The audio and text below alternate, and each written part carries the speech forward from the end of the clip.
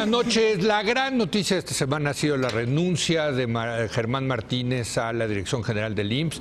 No solamente una renuncia, sino una denuncia, una llamada de alerta de lo que está pasando en el sistema de salud pública por los recortes que ha hecho el gobierno federal, por la llamada austeridad republicana. Y para seguir debatiendo este tema que tiene muchas, pero muchísimas aristas, nos acompaña como todos los jueves Viridiana Ríos. Viridiana, ¿cómo estás? ¿Qué tal, Leo? Buenas noches. Bien, gracias. Luis de la Calle. Luis, Leo, buenas noches.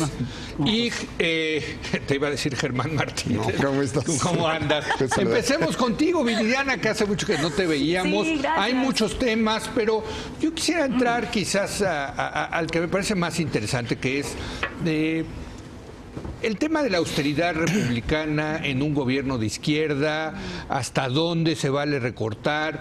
Yo lo he dicho aquí, que a mí me gusta el tema de la austeridad republicana, ¿no? Sí, no lo dudo. No, sí, pero ya se volvió un lugar común decir que el tema de los recortes que lo hicieron con machete y no con bisturí, ya es hasta un cliché, ¿no? Pero de un gobierno de izquierda, que está recortando en cosas tan importantes como la salud. ¿Sabes? Creo que hay que entender qué es la austeridad republicana. Sí. Porque la austeridad republicana no es la austeridad entendida como la austeridad neoliberal del recorte y la reducción del Estado. La austeridad republicana es una reasignación del gasto y es un subejercicio. Lo que está sucediendo actualmente en el gobierno federal son básicamente tres cosas. Un presupuesto federal aprobado que tuvo reducciones importantes y reasignaciones importantes del gasto que se fueron a Pemex, básicamente a Energía y a la Secretaría del Trabajo.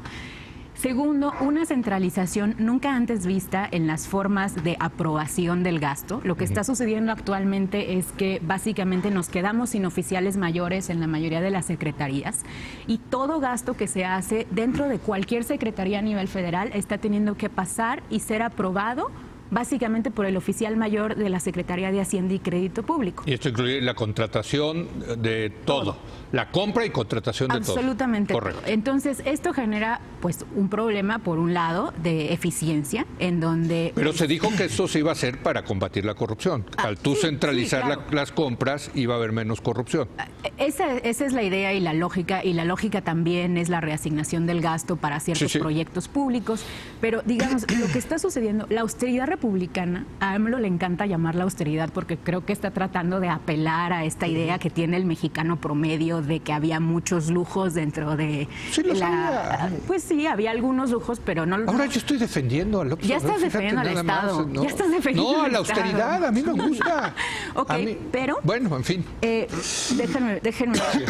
Creo que el gran problema de la centralización es que está generando ineficiencia y además que el problema es que el oficial mayor Raquel está instruida a realmente a reducir en lo más mínimo el gasto para que lo único en lo que se está pudiendo gastar al día de hoy son los programas prioritarios del gobierno de Andrés Manuel López Obrador. Correcto. Y finalmente tenemos mecanismos informales de reducción del gasto, como el memorándum que sacó la Secretaría de Función Pública, que no es legalmente vinculante, pero en el cual se solicita a las secretarías un nuevo recorte de hasta 30% en el gasto operativo y también que se corran básicamente a todos los DGAs que se crearon durante la época de Calderón, Peña Nieto y los gobiernos neoliberales, cualquier cosa que eso signifique. Personalmente, como una persona de izquierda... ¿Está mal eso? Sí, no, a mí no me gusta. Yo creo que debiera haber un orden. Si se va a jugar el juego de la reasignación del gasto, me parece que se debe hacer con un orden y con una estructura que no cree este subejercicio de golpe. Que bueno, eso estamos de acuerdo, pero el principio de austeridad no te disgusta. No, bueno, el principio de austeridad a mí personalmente no me parece adecuado y creo que a nadie. Bueno, el Fondo Monetario Internacional, en los 80, pero no, el Fondo Monetario, en los 2019. Yo creo que está bien el presidente decir que no se puede tener gobierno rico con pueblo pobre, que hay que... Yo estoy absolutamente de acuerdo que el dispendio, el abuso que vimos el sexenio pasado, había que ponerle orden. Es que no los hay viajes gobierno internacionales, las camionetas, los guaruras, los aviones, en fin, muy diferente al tema del gasto en salud. En eso tienes razón, Leo. Bueno, creo que los privilegios y los gastos suntuosos sí debían ser recortados, pero el Estado como tal, la capacidad del Estado mexicano para gastar es muy reducida. Sí. México recauda 10 puntos porcentuales menos del PIB que Brasil. Entonces, no hay gobierno rico. ¿Dónde está el gobierno rico? No existe. Bueno, parecía que operaban con gobierno rico. Luis. El gobierno mexicano ha tenido en los últimos años el presupuesto más grande de la historia. Sí, también, claro. 10 puntos, o 14, incluso depende de cómo lo miras, hasta 14 puntos menos que Brasil. Sí. Pero cuando tú aterrizas en Garrulos, en el aeropuerto de Sao Paulo, y te sales del aeropuerto, te preguntas, ¿dónde están? El 14% que recauda Brasil. Yo te lo contesto, en las pensiones. Pues sí, no pagan no sé cuántos puntos del PIB en pensiones. Pero no se ve en ningún lado. Sí, no. O sea, le reparten dinero a la gente. Ese modelo, a mí personalmente de Brasil, no me gusta, no creo que sea un buen ejemplo. Sí. Yo creo que tiene razón Viridiana, que es un ejercicio de reasignación del gasto. Sí. Y lo que le molesta a Germán Martínez, y creo que es una cosa estructural muy importante que hay que pensar, es que en este gobierno no hay gabinete. O sea, no hay una reunión donde se tomen estas decisiones. Dice, oye, vamos a hacer una remodelación, del sistema de salud. Y se discuta en un gabinete, eso no existe. Aquí las decisiones toman verticalmente. Hay 25 prioridades del presidente de la República y el presupuesto, el gobierno y todo se va a adaptar a esas 25 prioridades. Y si tú no estás en ellas, ni modo, no tienes foro, ni forma, ni método para defender ante el presidente, porque el presidente no los ve a los secretarios de Estado. Los secretarios de Estado se enteran de las instrucciones del presidente de la República casi igual que nosotros en las mañaneras. A menos de que seas parte del Gabinete de Seguridad, que se reúne unos minutos antes. Sí. Y lo que se refleja en la carta de Germán Martínez es esa frustración de que no tienes una forma de argumentarle al presidente, señor presidente, vamos a reformar el sistema de salud, pero vamos a hacerlo de esta manera. Sino que la instrucción viene y se hace y se arrolla. Incluso lo que dice Germán es que los oficios que manda la Secretaría de Hacienda, digamos, ya deja todo el gabinete, pero los oficios que manda, pues ni le contestan, ¿no? Bueno, pero ese es un sistema que en el fondo es insostenible, porque no puedes gobernar el país, un país tan complejo, con problemas tan serios en materia de salud, de esa manera. Y el otro problema es el que también apuntaba Viridiana, que es la centralización. Yo creo que los gobiernos anteriores se equivocaron en la centralización de las compras de medicinas. Oye, pero hubo grandes ahorros. Pepe Toño Anaya los presumió Miquel Arriola, o sea, con miles de millones de pesos de ahorro por la Supuestamente habían dejado un avión. Sí, con el IMSS, subastas en reversa y no sé qué. Bueno, algunas cosas puedes tú centralizar. Sí. Pero el problema de centralizar, creo que son tres. Uno, cuando tú centralizas demasiado la compra, automáticamente centralizas la venta. O sea, si tú haces una licitación de 50,000 millones de pesos, enfrente de ti se va a poner una persona de 50,000 millones de pesos. El que tiene capacidad. El que tiene capacidad de hacer esto. Se hace de integradores. Y luego se quejan de que nada más hay 4 que pueden hacerlo. Pues sí. Pues sí. ¿No? Si tú haces una licitación, por ejemplo, te va a dar mejor precio y eso es lo que quieres. Pero eso no es el objetivo final. Si tú haces una licitación en materia de telecomunicaciones y dices, oye, yo quiero esta cobertura con todos estos servicios en todo el país, una persona puede licitar eso. Sí. Si haces una licitación en materia de aviación y quieres volar a todo el país, hay una aerolínea que te lo va a dar. Sí. Entonces, cuando tú centralizas las compras, inmediatamente centralizas las ventas. Ese es el primer problema, que es muy grave, porque tú lo que quieres en realidad es que haya competencia. Y no entran los chicos. Y que los chicos puedan entrar y los medianos puedan entrar. O sea, creas una barrera de entrada imposible que al final te acaba saliendo más caro, porque esas personas te van a acabar convenciendo de que el precio tienes que irlo subiendo en el tiempo. O sea, el monopsonio del Estado lleva al monopolio. Claro, del vendedor. El segundo problema que tienes es que si tú centralizas la compra de papel de baño, yo te aseguro que en pocas semanas no va a haber papel de baño en una oficina de la Secretaría de Agricultura en Hermosillo. Porque es imposible. O sea, la centralización de la economía... Esa ya es la parte soviética. Sí, pero es que no, es lo que estás haciendo. El tema de la planeación central.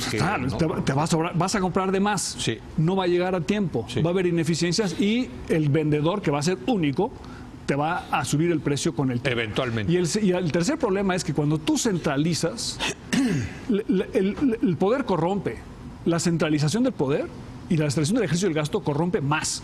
En el largo plazo es una fórmula equivocada para luchar contra la corrupción. Para luchar contra la corrupción lo que necesitas es que cuando una persona hace una compra indebida, lo metes a la cárcel. Y aquí en México preferimos no perseguir a nadie. Sabino, hijo, qué interesante está. Mira, la verdad de las cosas es que creo que coincidieron en el tiempo para Andrés Manuel López Obrador al inicio de su gobierno como muchas circunstancias de manera simultánea. La primera es que un cambio de gobierno normalmente demuestra la ineficiencia de la burocracia. No tenemos un servicio civil de carrera, no funciona. Tenemos cierto servicio civil de carrera en la Secretaría de Relaciones Exteriores, en el Ejército y la Marina, pero no tenemos una burocracia que lo logre. En el IMSS. Pero parcialmente. No, es total. Pero parcialmente. No tenemos. Sí. Administrativamente, México carece de un servicio civil de carrera y hemos hecho leyes y hemos hecho reformas y siempre creamos el transitorio que dice lo hacemos dentro de 6 años, dentro de 3, dentro de 5, y la verdad de las cosas es que eso es lo que echamos en falta. ¿Quiénes han padecido lo mismo que Andrés Manuel López Obrador de parálisis gubernamental? Revisaba yo la prensa de Peña. Lo padeció Peña, lo padeció Vicente Fox, lo padeció Felipe Calderón. Es normal y en cierta medida lo padeció también Ernesto Zedillo, y era en el mismo sistema y el mismo partido. Los primeros 6, 8, 10 meses de un cambio de administración, lo que ha demostrado en los últimos tiempos es la dificultad de la transición tersa. Hay otras burocracias que funcionan y al día siguiente puedes presentar una licitación y todo sigue funcionando. Segundo problema. Esta es una clase política, una élite política nueva que llega producto de una alternancia en el gobierno. La izquierda nunca había tenido el gobierno federal. Habían tenido gobiernos locales, habían tenido el gobierno de la ciudad, gente con cierta experiencia, pero es una élite política nueva y en todas las alternancias, Václav Havel, Contado, el que quieras poner de ejemplo, al llegar siempre tienes a la persona inexperta en administración. Curva de aprendizaje. Tercer problema, el presidente López Obrador llegó con una terrible desconfianza al gobierno inmediato anterior. La sensación de que eso era parte de una mafia en contra suya que se opuso, y en cierta medida tiene parcialmente razón de que sí se opusieron por todos los medios, con todos los instrumentos en su contra, y tiene una gran desconfianza. Y cuarto elemento, toma una decisión estructural que es: quiero romper la inercia de corrupción que está planteada. Sí, y aquí viene la discusión del bisturí contra el machete, que es de lo que hemos estado hablando todos los opinadores durante los últimos 6 meses. Te digo que ya se volvió el lugar común. Nos hubiera encantado que con el bisturí lo hicieras poco a poco, pero evidentemente el presidente lo que está tratando de hacer, según lo interpreto, es tratando de revisar.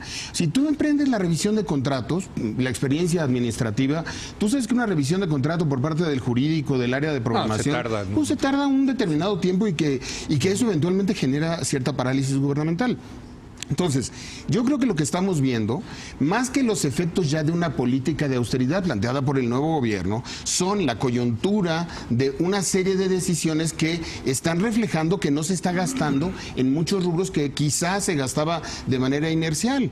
Y aquí un poco la política es, pues paraliza el gasto y el que venga a reparar y el que brinque. Ahora, yo creo que lo puedes plantearse. paralizar en ciertos lugares, desde luego, y no pasa nada, y incluso yo hasta lo aplaudo. Sabía, ¿no? O sea, perfecto, porque leí tu artículo lo que decía tu abuela, sí. No te metas con la salud. Pero con la salud, es que el problema aquí es hijo mano, recortes en salud. Pues yo creo que ni en las épocas, a ti te tocaron los recortes de Salinas y de... Pero el problema es un poquito distinto. O sea, hay una cosa de austeridad, y el gobierno tiene que ser austero en el sentido que no debe gastar más de lo que tiene porque se mete en un problema. Si quieres gastar más, tienes que recaudar más. Y él no quiere. Entonces, o sea que también yo aplaudo. Partes de ese... Pero tienes una burocracia rica, ¿no? Pero es altamente irresponsable. La verdad es que es altamente irresponsable. Uno, haberle dicho a Enrique Peña Nieto que en los últimos 6 meses no se iba a hacer nada. Y peor, del presidente Peña Nieto no hacer nada. Entonces ya traes un rezago. Es altamente irresponsable, por ejemplo, haber bajado la importación de combustibles. Sí. Y sufrimos la escasez. Y como es altamente irresponsable, decir en materia de compra de medicamentos, vamos a cambiar todo porque todo está mal de un día para otro, cuando las ineficiencias son inaceptables para una persona que tiene diabetes y que necesita insulina. Pero Luis de la Calle, estás hablando como si tuviéramos un Estado eficiente un día antes y producto de los errores de un gobierno nuevo tenemos un Estado ineficiente. Ve el abasto de gasolina del último tramo de la administración, del último año de la administración del presidente Peña Nieto. Ve el abasto, ve las obras. O sea, también tienes que ponerte a pensar de la inercia en la que veníamos. No se trata de que un gobierno que acaba de llegar se plantee la austeridad y de pronto aparecen problemas en la abasto de medicina. A ver, agravas problemas existentes. La evaluación de hoy del presidente, hoy en la mañanera, que lo ha reiterado muchas veces, es un sistema de salud quebrado en más de un sentido. Una gran simulación en el sistema de salud, con muchos problemas, que te platique la gente la verdad de cómo sí le faltaba pues medicina. Me recuerda el viejo chiste del 94 de me dejaste el país en alfileres y para qué se los quitaste, compadre. Pero mira, pero es irresponsable dejarlo con alfileres. Bueno, claro, pero también es irresponsable quitárselo. Totalmente de acuerdo, pero los institutos nacionales de salud hoy en día no tienen recursos que tenían el año pasado y hoy en día no pueden hacer las pruebas, no tienen para los reactivos, no tienen para dar medicinas y el año pasado los tenían. Perdón, va Viridiana, venga. Yo creo, Sabino, que si bien no podemos decir que todo estaba pues excelente con Peña Nieto y ahora, todo estaba muy mal con excelente con Peña Nieto y ahora empeoró, sí creo que hay una ideología que está llevando a acciones equivocadas dentro del gobierno de López Obrador. Y creo que hay que llamarlos a cuenta por eso. ¿Qué ideología? Desde la izquierda. Dos cosas. A ver. La primera es la idea de que para reducir la corrupción hay que reducir el gasto. Porque eso es como querer acabar con la obesidad a partir de eliminar los alimentos. No, eliminar las pesas, pero no te puedes pesar. No sé si esa es la analogía, pero es más bien, es decir... ¿Cómo? Sí, no. Sí. Creo que, pero volviendo al punto, hay dos cuestiones ideológicas equivocadas y que es solo justo llamarlos a cuentas. Una es esta idea de que la corrupción se reduce limitando el gasto. Esto es falso. La corrupción incluso pudiera aumentar cuando tienes que tener que gastar de forma inmediata, porque en algún momento se van a tener que liberar los recursos. Estos recursos son un ejercicio. Pues a lo mejor para conseguir el rollito de papel de baño en Hermosillo acaban haciendo un acto de corrupción. Y la segunda parte... ¿No? Un acto ilegal. Pudiera ser. Y la segunda parte, que es también muy equivocada y es ideológicamente equivocada, es creer que el Estado mexicano puede sobrevivir y puede crecer a partir de rescatar a Pemex. Bueno, es que me parece que estas dos ideas son lo que están detrás de la austeridad republicana, porque este no es un esfuerzo neoliberal por ahorrar. Este es un esfuerzo por reducir la corrupción y rescatar a Pemex. Y esto, la meta última de esto es loable. La meta es tener un Estado más funcional. Pero déjame contraargumentarte ahí, Viridiana. Entra un nuevo gobierno con sus prioridades. ¿No tiene el derecho ese gobierno de decir, pues estas son mis prioridades y lo demás, pues no son prioridades? Pasan a un plano secundario. No, para eso tenemos una democracia, no para eso ganó con 30 millones de votos el presidente y dice, pues a ver, a mí lo que me interesa son los programas sociales, el rescate de Pemex, el Tren Maya, Dos Bocas, esas son mis prioridades. Bueno, así funcionan las democracias, Viridiana. López Obrador ganó por dos razones. López Obrador ganó porque posicionó en la opinión pública lo que nadie había dicho, es decir, que este es un país de privilegios en donde la desigualdad ha creado dos países, uno de los que tienen y otro de los que no. Y ganó también porque hay una crisis fuertísima de violencia en este país que totalmente. Pero vayamos al asunto. No tiene derecho el presidente a decir, estas son mis prioridades, yo gané y lo demás pasa a un segundo plano. Tiene todo el derecho, pero sus prioridades deben democráticamente satisfacer la agenda por la cual él corrió, la agenda que él planteó. Pues la está Yo planteando. creo que estamos confundiendo conceptos porque hay un problema. No se trata de que estemos cuestionando la figura del Estado en abstracto. Aquí había una burocracia dorada, altamente funcional a intereses. Sí había un enriquecimiento producto del funcionamiento de una burocracia que llegó a un extremo en términos de corrupción, de imagen pública, y parte del mandato, porque esos dos mandatos pues tienen una serie de aristas distintas. Yo creo que atrás de eso sí hay un tema de desigualdad, sí hay un tema de pobreza, pero hay un tema de corrupción. Y creo que la burocracia mexicana, que sí llegó a servirse con la cuchara grande, sí generó una condición de privilegio, y lo que está tratando de hacer el presidente es que lo que queda de esa cobija llegue de manera directa a la gente. Lo va a lograr. Y esa es su prioridad.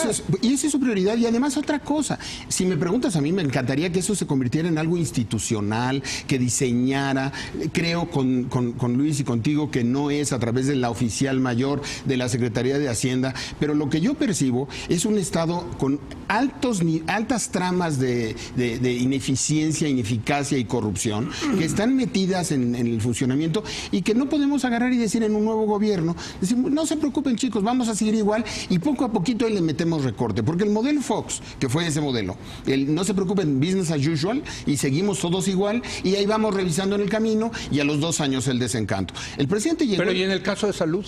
O sea, yo entiendo tu punto, pero a ver, la alerta aquí de Germán Martínez es, maestro, se les está pasando en un tema que debe de ser prioritario para el país, porque yo sí creo que dentro de las prioridades del presidente tiene que estar la salud. Como me encontré las notas de los periódicos en 2007, como me encontré las notas en 2013. O sea, yo entiendo perfectamente bien, pero no estamos viendo un desabasto masivo. Hoy tienes un nuevo director del Seguro Social. Creo que también un director del Seguro Social. El diagnóstico de Germán Martínez es brutal. El diagnóstico de Germán Martínez es durísimo. Sí, pero si tú llegas a un equipo nuevo y acabas de llegar, yo también cuestiono el hecho de que al tercer día de estar en un proyecto te bajes. Yo creo que hay que decir, a ver, ¿no sabías que la Secretaría de Hacienda y Crédito Público manejaba el Seguro Social? Pues pregúntale a cualquier director de IMSS, pero a ver, las broncas que tenía de suministro.